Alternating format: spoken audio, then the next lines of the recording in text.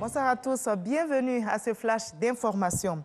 Le PND 2021-2025 dévoilé à l'Assemblée nationale, la ministre Nialé Kaba explique aux députés le plan national de développement, le PND, traduction de la vision du président de la République, Alassane Ouattara, de bâtir une Côte d'Ivoire solidaire, met en avant la modernisation équilibrée de toutes les régions et l'émergence d'une économie ivoirienne fortement orientée vers l'industrialisation et le bien-être social. On y découvre que le taux de pauvreté devrait chuter à environ 25% en 2025 contre 39% aujourd'hui. Et qu'en est-il du RGPH qui vise à terme également à planifier le développement? La ministre du Plan du Développement, Nialé Kaba, vient justement de faire le bilan de l'opération de recensement général de la population et de l'habitat entamée, vous vous souvenez, le 8 novembre dernier. Et bien sûr, 31 régions, 2/3 des populations ont été recensées. L'objectif des 95% visé a été dépassé selon la ministre Nialé Kaba qui appelle donc les retardataires à se mettre à jour puisqu'il n'y aura plus de prorogation après le 14 décembre. Abou Sanogo. Port-Boué, quartier Sojefia, commissariat. C'est ici que la ministre du Plan et du Développement, Kaba Nialé, a débuté sa tournée d'inspection.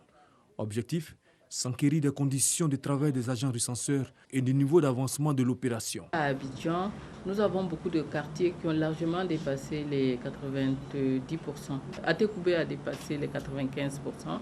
On est en train d'y arriver progressivement. Abidjan se verdit, mais nous avons encore des noyaux durs, Cocody-Bingerville. C'est des communes très peuplées.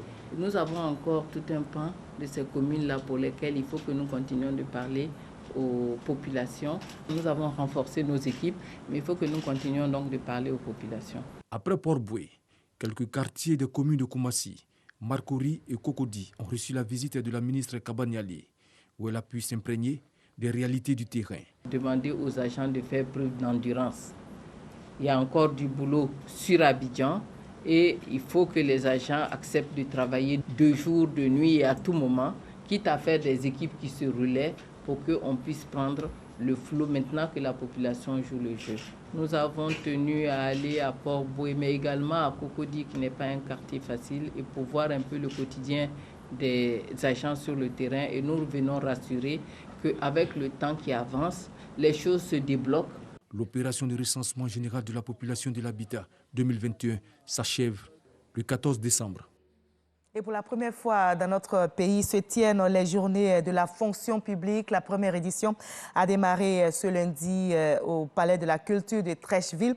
Ces journées qui durent 5 jours se déroulent autour du thème « Le service public au cœur de la vie des populations ». Cette première journée a été marquée par des panels et décorations de fonctionnaires et agents de l'État. On y revient ce soir à 20h.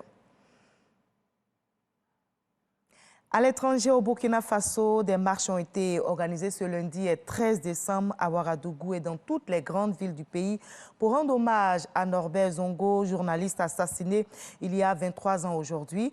Les proches du défunt, notamment Robert Zongo, le frère du journaliste, souhaitent toujours que la lumière sur les événements du 13 décembre 1998 soit faite. Directeur de publication d'un journal local, Norbert Zongo était d'abord et avant tout un journaliste d'investigation et qui dénonçait dans ses enquêtes la corruption, les détournements de fonds, mais aussi les atteintes aux libertés. Le Conseil des droits de l'homme de l'ONU a décidé aujourd'hui, lundi, de tenir une réunion extraordinaire sur la situation en Éthiopie, pays en guerre depuis plus d'1 an, à la demande de l'Union européenne.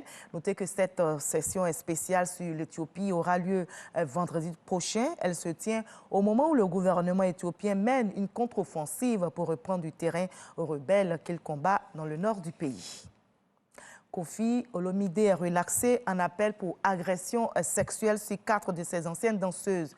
Absent du tribunal de Versailles pour le délibéré, absente donc, la star congolaise de la rumba est en revanche condamnée pour séquestration et cope de 18 mois avec sursis et d'une forte amende, 72 000 € repartis entre les 4 victimes. C'est la somme qui devra donc verser à ces 4 ex-danseuses qui l'accusaient d'agression sexuelle et de séquestration dans sa villa de la banlieue parisienne en milieu des années 2000.